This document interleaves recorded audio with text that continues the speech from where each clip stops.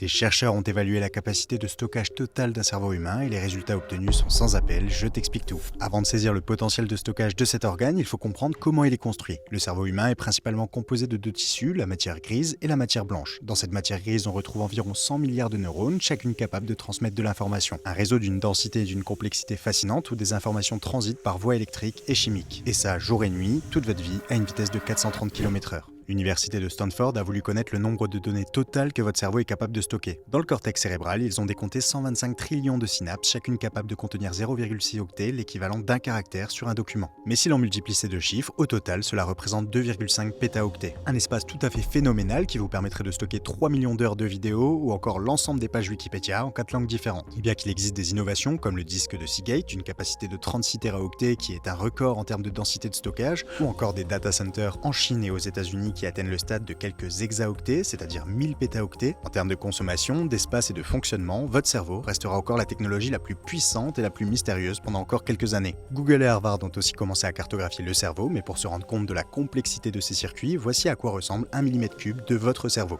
Donne-nous ton avis et abonne-toi.